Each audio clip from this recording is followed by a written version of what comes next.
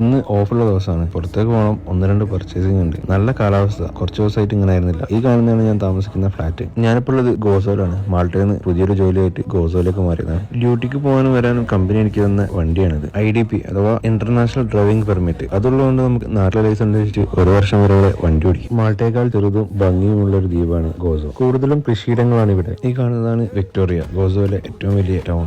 മാൾട്ടയേക്കാൾ ജനവാസം കുറവാണ് ഇവിടെ. ഈ കാണുന്നത് ഇവിടുത്തെ ഒരു പ്രധാന സിമിത്തേരിയാണ്. കുടുംബ കല്ലറകളാണ് കൂടുതലും. ഞാനങ്ങനെ ബൈക്ക് പാർക്ക് ചെയ്ത് നേരെ മാളിലേക്ക് നടന്നു. റോഡ് ക്രോസ് ചെയ്യുന്ന സമയത്ത് ഈ ഒരു ബട്ടൺ നോക്കി ഒരു 2 സെക്കൻഡ് 3 സെക്കൻഡ് വെയിറ്റ് ചെയ്തിട്ടുണ്ടെങ്കിൽ നമുക്ക് റോഡ് പാസ് ചെയ്യാനുള്ള സിഗ്നൽ വരും. നമ്മുടെ നാട്ടിൽ ഇതൊക്കെ എന്നാണാവോ? വർക്കിനിടാൻ 2 പാന്റ് വാങ്ങാം. 16 യൂറോ, നാട്ടിലെ 1700 രൂപ.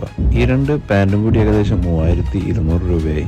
ഇനിയൊരു ബ്ലാങ്കറ്റും കൂടി വാങ്ങണം. അത് കഴിഞ്ഞ് നേരെ റൂമിലേക്ക് തിരിച്ചു പോകാനാണ് പ്ലാൻ. ഒരു ബെഡ്ഷീറ്റും കൂടി വാങ്ങി. അത്യാവശ്യ സാധനങ്ങളൊക്കെ വാങ്ങി. ഏകദേശം 4000 രൂപയുടെ അടുത്ത് ഇന്ന് കയ്യിൽ നിന്ന് പോയി കിട്ടി.